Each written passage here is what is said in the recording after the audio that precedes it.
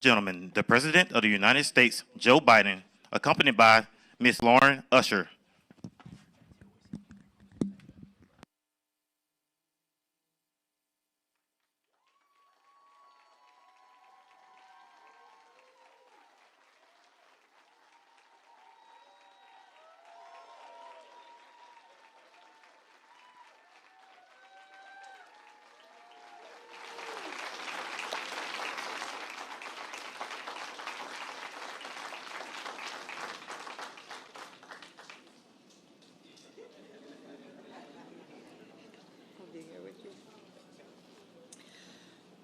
When I enrolled as an undergraduate at the University of Pennsylvania, my grandmother gave me a manuscript written by her great-grandfather, J.B. Stratford. It was a memoir that began with J.B.'s father buying his own freedom from enslavement in Versailles, Kentucky, and continued through J.B.'s life as a successful business owner and hotelier in Tulsa, Oklahoma.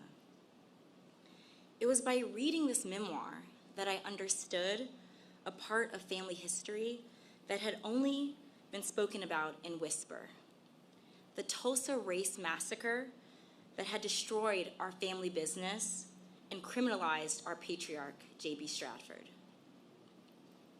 Educated at Oberlin College and Indianapolis Law School, J.B. had a hotel business in Tulsa that would have been worth over $2 million in today's money. His hotel, the 54-room Stratford Hotel on the historic Greenwood Avenue, was sacked and burned to the ground during the Tulsa Race Massacre of 1921, along with over 30 square blocks of Black-owned property, causing him to flee to Kansas and later to Chicago to save his own life. He was falsely indicted for inciting the riot by an inflamed white grand jury, for daring to stand up with his community to stop a mob from breaking into the jail and lynching a Black teenager named Dick Roland, sparking the backlash which ended in the grievous massacre. My family worked to get these charges against JB dropped posthumously. I know how lucky I am to have this family history passed down from generation to generation. This history was the one thing that they were not able to steal from us. But as thankful as I am to know my history, I understand that history has no firm line to divide it from the present. Just as there are survivors still with us today from this tragic event, the mentality of the mob to declare that there would never again be another Black Wall Street in Tulsa, that mentality also still survives in many institutions and unfortunately in many people's hearts. Today, we welcome President Joe Biden here to stand beside us as we continue the fight for justice for the survivors and descendants of the Tulsa Massacre. He understands that as a nation, we are and we must be strong enough to confront the dark periods of our history with a bold agenda of equity, repair, and healing. J.B. Stratford died without seeing justice for the crimes against him and his community. But I am sure we will see justice in my lifetime, thanks to the efforts of all of you here joining us today. And now, I introduce to you President Joe Biden.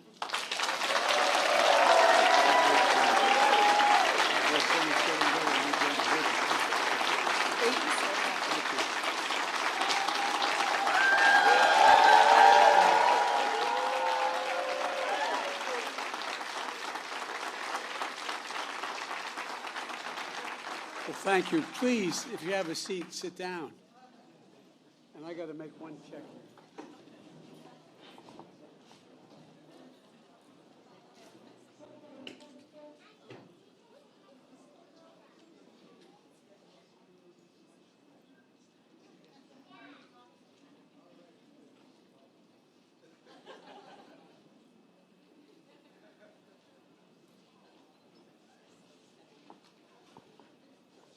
I just had to make sure the two girls got ice cream when this is over. Imagine how excited you'd be when you're 4, 5, almost 5 years old, coming to hear a president speak. My Lord. In my faith, we call that purgatory. Lauren, thank you for that gracious introduction. And in case you were wondering, in Delaware, we're a small state. We have the 8th largest black population in America, and we have one of the most talented members of Congress. And so if I didn't walk around and pay my tribute to Lisa Blunt Rochester, my congresswoman, immediately, that was... Al, how are you, Rev? Good to see you. We've got a distinguished group of people here, and I want to thank Lauren for sharing the powerful story and for helping the country understand what's happening here.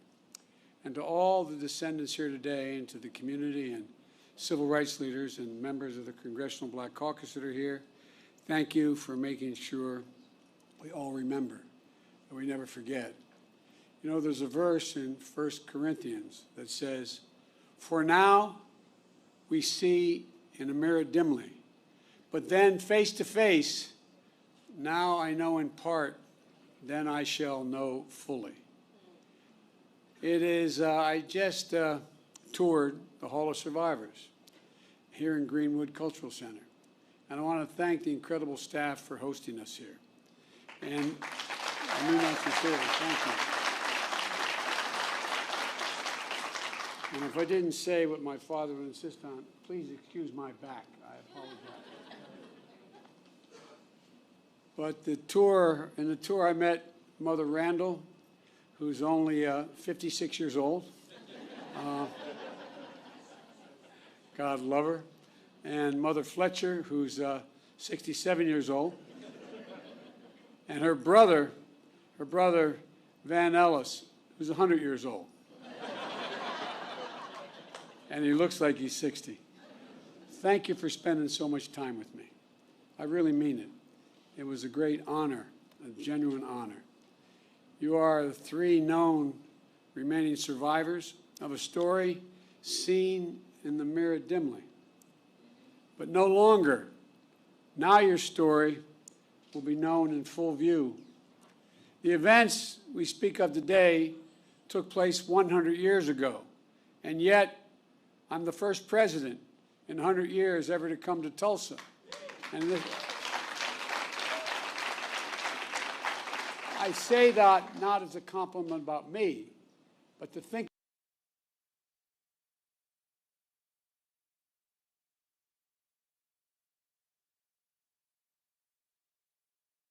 in this ground to acknowledge the truth of what took place here.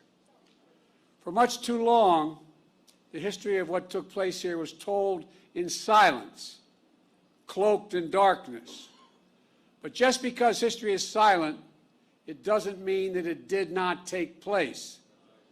And while darkness can hide much, it erases nothing. It erases nothing. Some injustices are so heinous, so horrific, so grievous, they can't be buried, no matter how hard people try.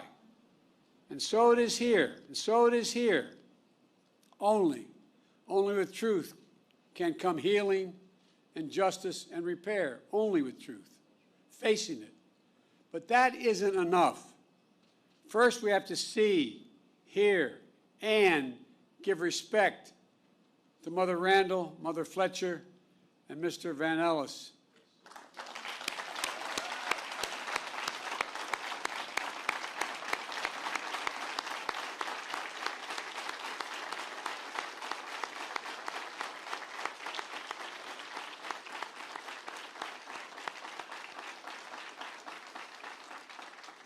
And to all those lost so many years ago, to all the descendants of those who suffered, to this community, that's why we're here, to shine a light, to make sure America knows the story in full.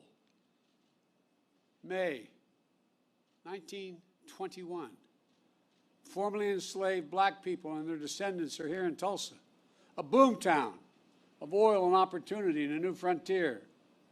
On the north side, across the rail tracks that divided the city already segregated by law, they built something of their own, worthy of their talent and their ambition.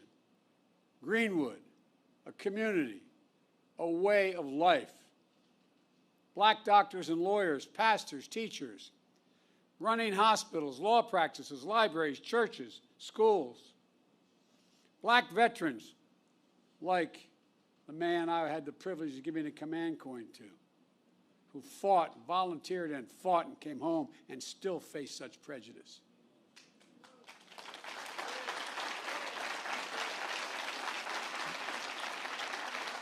Veterans have been back a few years helping after winning the First World War, building a new life back home with pride and confidence.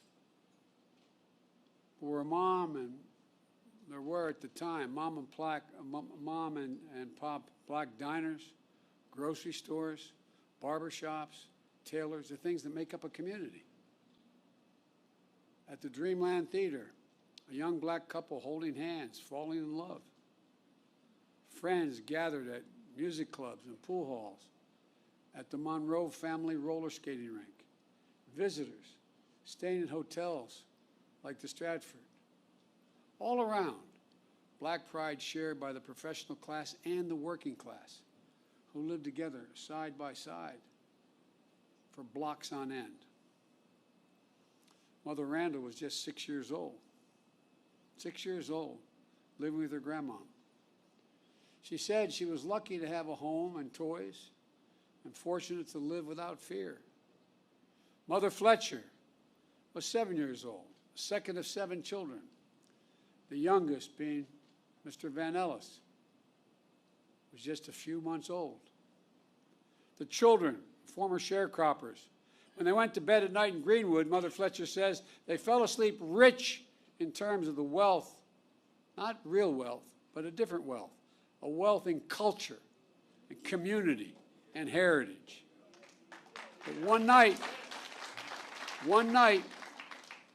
changed everything. Everything changed.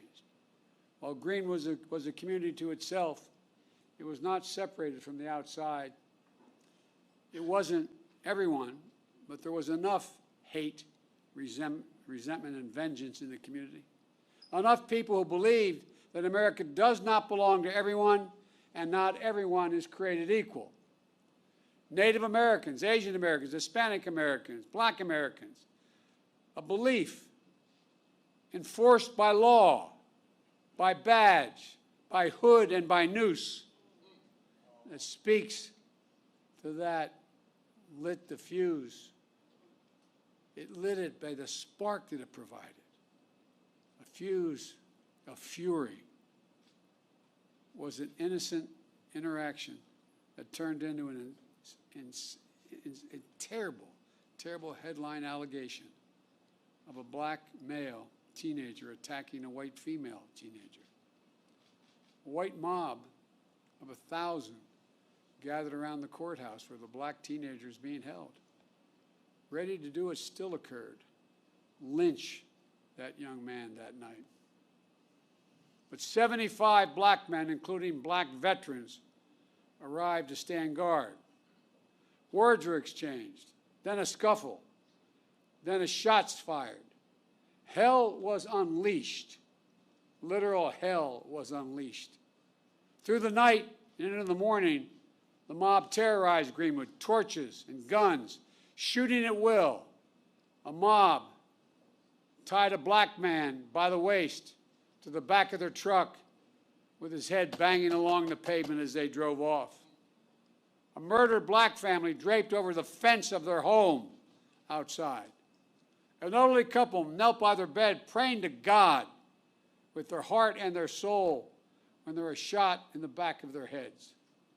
Private planes dropping explosives. The first and only domestic aerial assault of its kind on an American city, here in Tulsa. 8 of Greenwood's nearly 24 churches burned like Mount Zion across the street at Vernon AME. Mother Randall said it was like a war. Mother Fletcher says all these years later, she still sees black bodies around. The Greenwood newspaper publisher, A.J. Smitherman,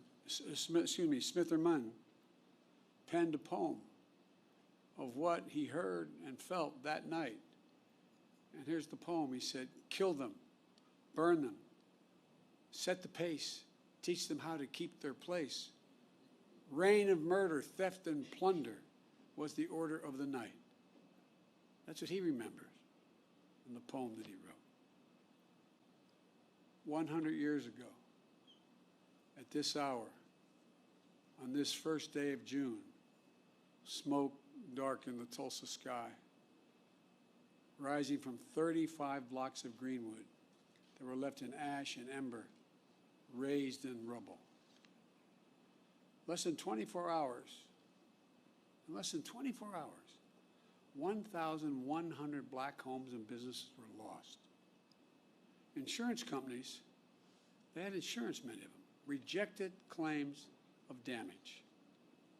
10,000 people were left destitute and homeless, placed in internment camps. As I was told today, they were told, "Don't you mention you were ever in a camp, or we'll come and get you." That's what survivors told me. Yet no arrests of the mob were made, none. No proper accounting of the dead. The death toll records by local officials said there were 36 people.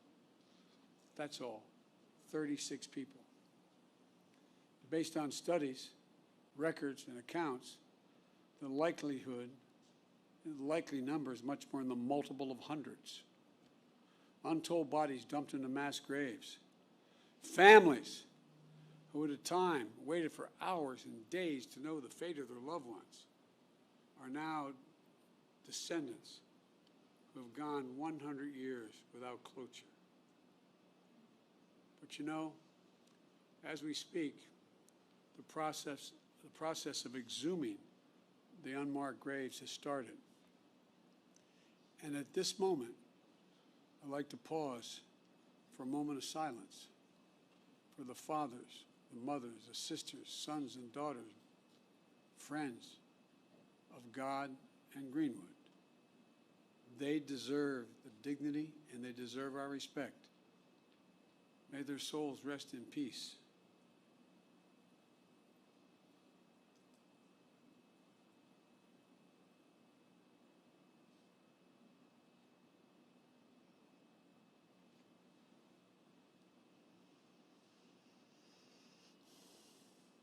My fellow Americans, this was not a riot. This was a massacre.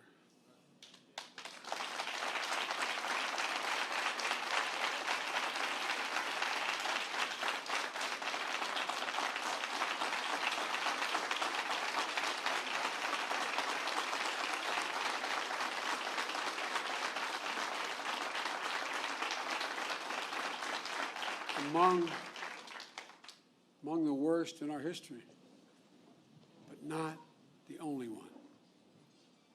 And for too long, forgotten by our history. As soon as it happened, there was a clear effort to erase it from our memory, our collective memories, from the news and everyday conversations. For a long time, schools in Tulsa didn't even teach it, let alone schools elsewhere. And most people didn't realize that a century ago, the second Ku Klux Klan had been founded. The second Ku Klux Klan had been founded. A friend of mine, John Meacham, I'd written when I said I was running to restore the soul of America. He wrote a book called The Soul of America, not because of what I said. And there's a picture about page 160 in the book showing over 30,000 Ku Klux Klan members in full regalia, Reverend. Pointed hats, the robes, marching down Pennsylvania Avenue in Washington, D.C., Jesse, you know all about this. Washington, D.C. If my memory is correct, there were 37 members of the House of Representatives who were open members of the Klan. There were 5, if I'm not mistaken, could have been 7, I think it was 5, members of the United States Senate, open members of the Klan.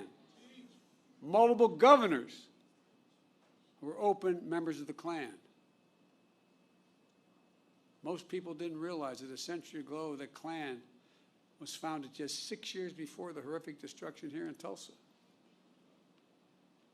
And one of the reasons why it was founded was because of guys like me who are Catholic. It wasn't about African Americans then. It was about making sure that all those Polish and Irish and Italian and Eastern European Catholics who came to the United States after World War I would not pollute Christianity. The flames from those burning crosses torched every region of the country.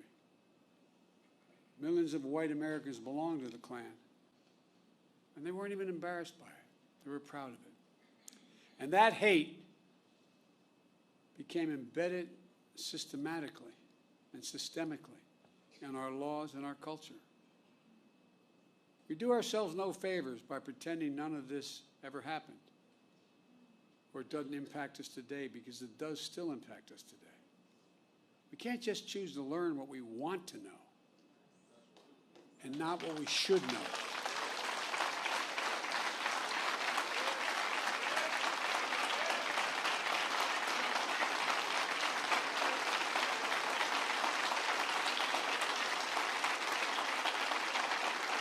We should know the good, the bad, everything. That's what great nations do. They come to terms with their dark sides. And we're a great nation. The only way to build a common ground is to truly repair and to rebuild. I come here to help fill the silence, because in silence, wounds deepen. And only, as painful as it is, only in remembrance do wounds heal. We just have to choose to remember. We memorialize what happened here in Tulsa, so it can't be erased. We know here, in this hallowed place, we simply can't bury pain and trauma forever. And at some point, there'll be a reckoning, an inflection point, like we're facing right now as a nation. What many people hadn't seen before or simply refused to see cannot be ignored any longer. You see it in so many places. And there's greater recognition that for too long we've allowed a narrowed, cramped view of the promise of this nation to fester. The view that America is a zero-sum game where there's only one winner. If you succeed, I fail. If you get ahead, I fall behind. If you get a job, I lose mine. And maybe worst of all, if I hold you down, I lift myself up. Instead of, if you do well, we all do well. We see that in Greenwood.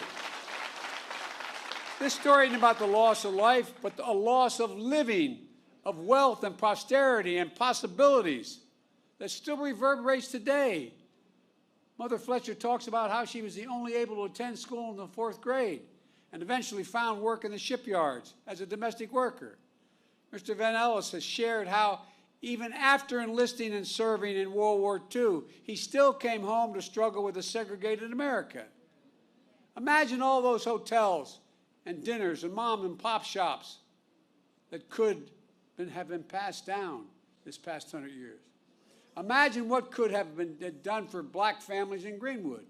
Financial security and generational wealth. If you come from backlines like my family, working class, middle class families, the only way we ever able to generate any wealth was inequity in our homes. Imagine what they contributed then and what they could have contributed all these years. Imagine a thriving Greenwood in North Tulsa for the last 100 years, what that would have meant for all of Tulsa, including the white community. While the people of Greenwood rebuilt again in the years after the massacre, it didn't last. Eventually, neighborhoods were redlined on maps, blocking black Tulsa out of home ownership. A highway was built right through the heart of the community.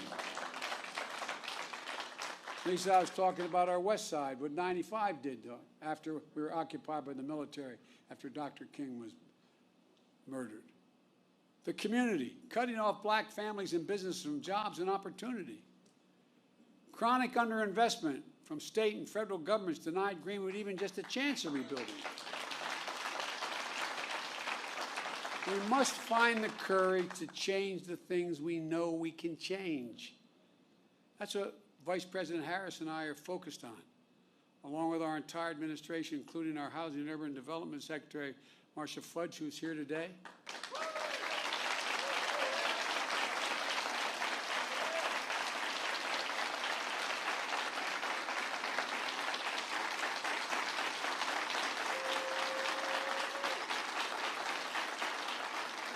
Because today we're announcing 2 expanded efforts targeted toward black wealth creation that will also help the entire community. The first is my administration has launched an aggressive effort to combat racial discrimination in housing. That includes everything from redlining to the cruel fact that a home owned by a black family is too often appraised at a lower value than a similar home owned by a white family.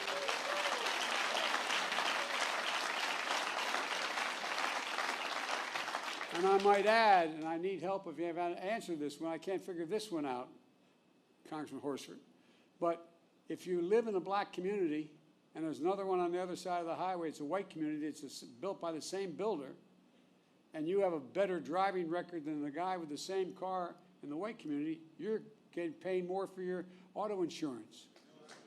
Shockingly, the percentage of black American homeownership is lower today in America than when the Fair Housing Act was passed more than 50 years ago.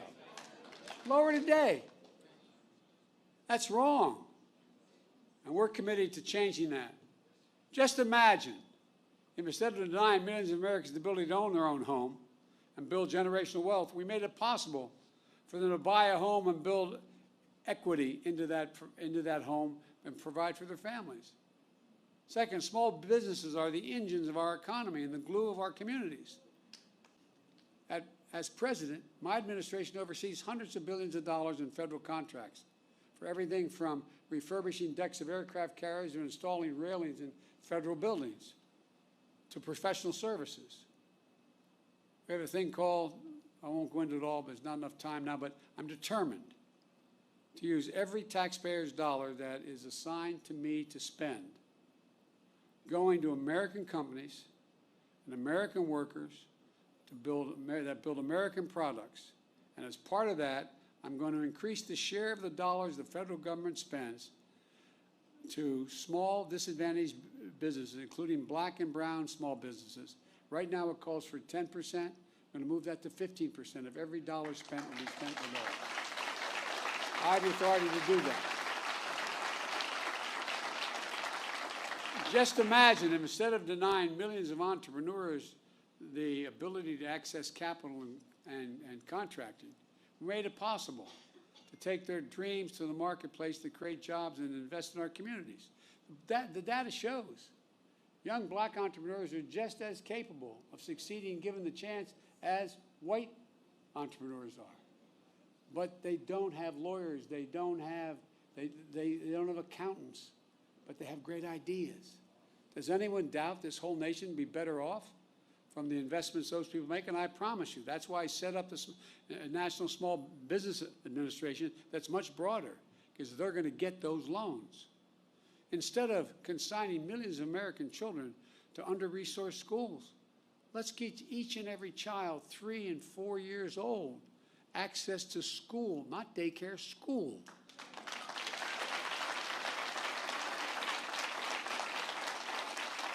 In the last 10 years, studies have been done by all the great universities. It shows that it will increase by 56% the possibility of a child, no matter what background they come from, no matter what.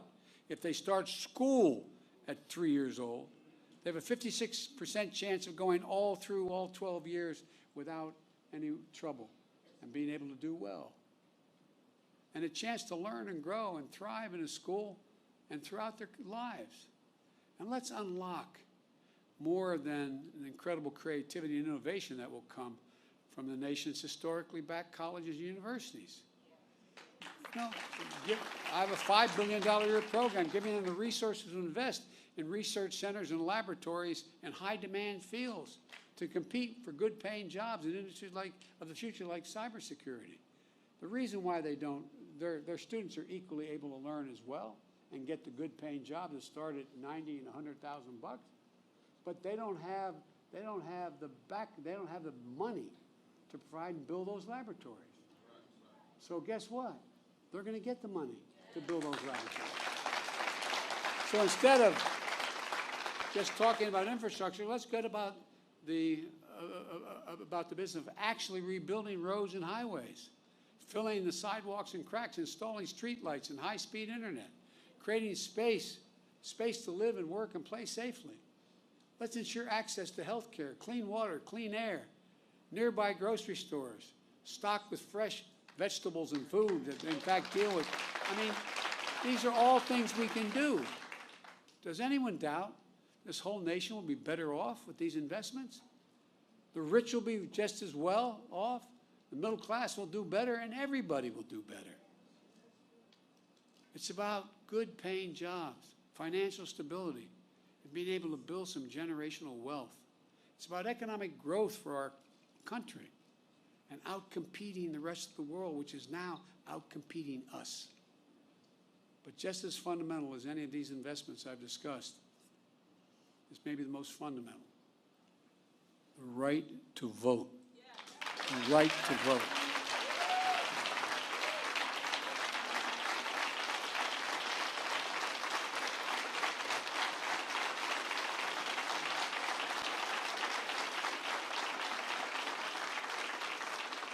A lot of the members of the Black Caucus knew John Lewis better than I did, but I knew him. On his deathbed, like many, I called John to speak to him. Rev, all John wanted to do is talk about how I was doing. He died, I think, about 25 hours later. But you know what John said? He called the right to vote precious, almost sacred. He said the most powerful, nonviolent tool we have in a democratic society. This sacred right is under assault with incredible intensity like I've never seen, even though I got started as a public defender and a civil rights lawyer. With an intensity and aggressiveness that we've not seen in a long, long time. It's simply un-American. It's not, however, sadly, unprecedented. The creed, "We shall overcome," is a long-time mainstay of the civil rights movement, as Jesse Jackson can tell you better than anybody. The obstacle to progress that have to be overcome are a constant challenge. We saw it in the 60s, but with the current assault is not just an echo of a distant history. In 2020, we faced a tireless assault on the right to vote. Restrictive laws, lawsuits, threats of intimidation, voter purges, and more. We resolved to overcome it all, and we did. More Americans voted in the last election than in the midst of a pandemic, than any election in American history. You got voters registered. You got voters to the polls.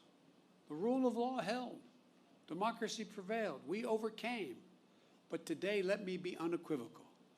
I've been engaged in this work my whole career, and we're going to be ramping up our efforts to overcome again. I will have more to say about this at a later date, a truly unprecedented assault on our democracy, an effort to replace nonpartisan election administrators and to intimidate those charged with tallying and reporting the election results. But today, As for the act of voting itself, I urge voting rights groups in this country to begin to redouble their efforts now to register and educate voters. And in June should be a month of action on Capitol Hill. I hear all the folks on TV saying, why doesn't Biden get this done?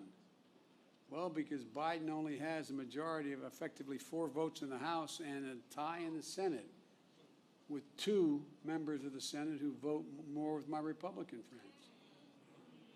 But we're not giving up. Earlier this year, the House of Representatives passed For the People Act to protect our democracy. The Senate will take it up later this month, and I'm going to fight like heck with every tool at my disposal for its passage.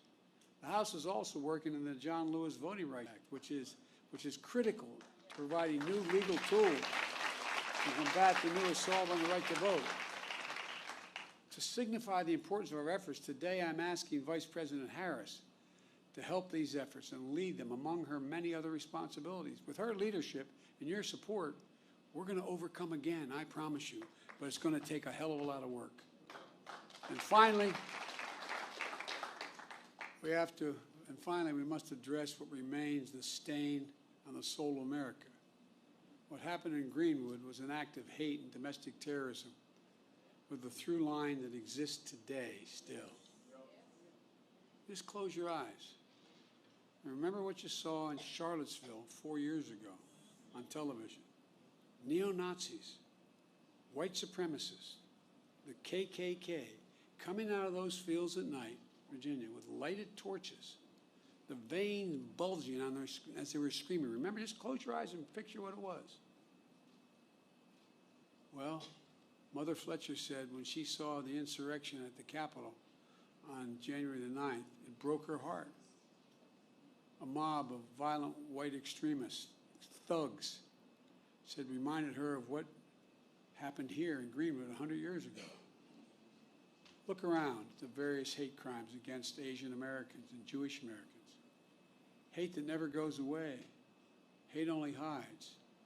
Jesse, I think I mentioned this to you. I thought after you guys pushed through with Dr. King, the Voting Rights Act and the Civil Rights Act, I thought we moved. What I didn't realize, I thought we had made enormous progress, and I was so proud to be a little part of it.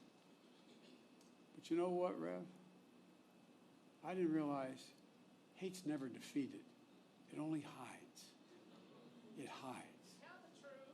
And given a little bit of oxygen, just a little bit of oxygen by its leaders, it comes out of there from under the rock like it was happening again, as if it never went away. And so, folks, we must not give hate a safe harbor. As I said in my address to the joint session of Congress, according to the intelligence community, terrorism from white supremacy is the most lethal threat to the homeland today. Not ISIS, not Al-Qaeda, white supremacists. That's not me. That's the intelligence community under both Trump and under my administration. 2 weeks ago, I signed into law the COVID-19 Hate Crimes Act, which the House had passed, and the Senate.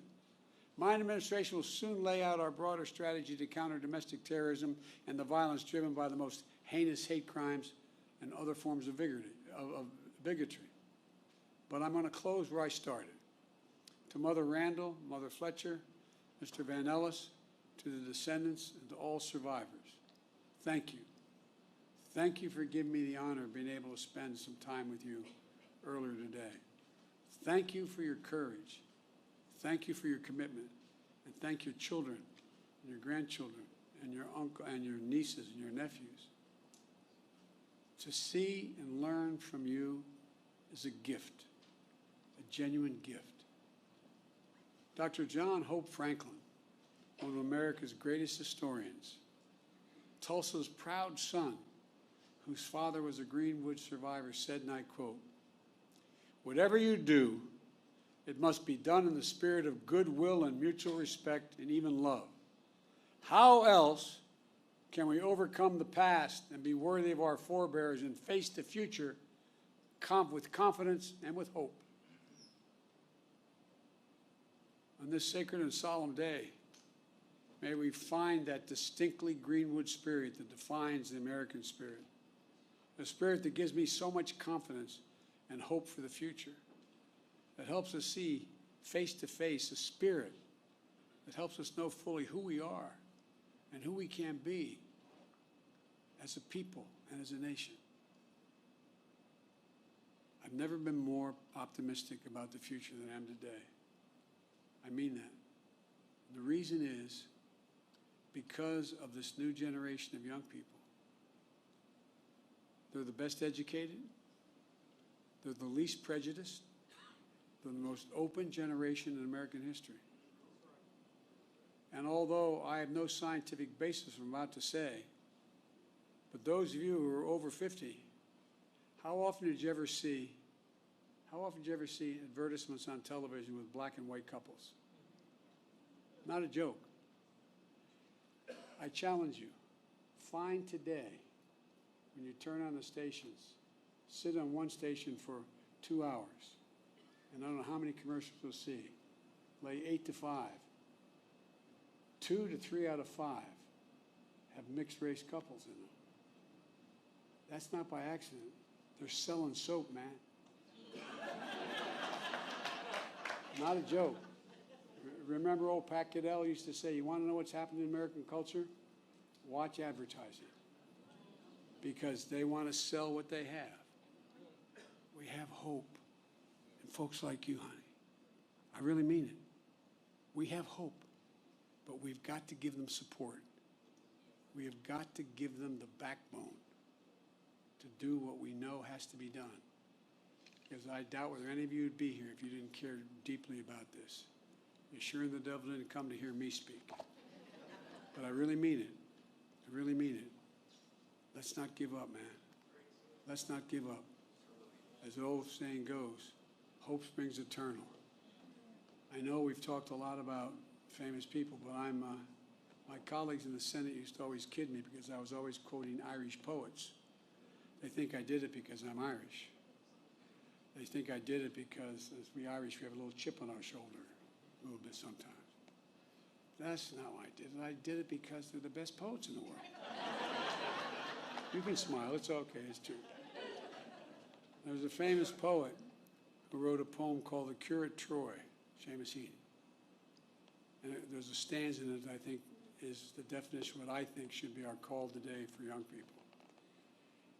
He said, history teaches us not to hope on this side of the grave, but then, once in a lifetime, that longed-for tidal wave of justice rises up, and hope and history rhyme.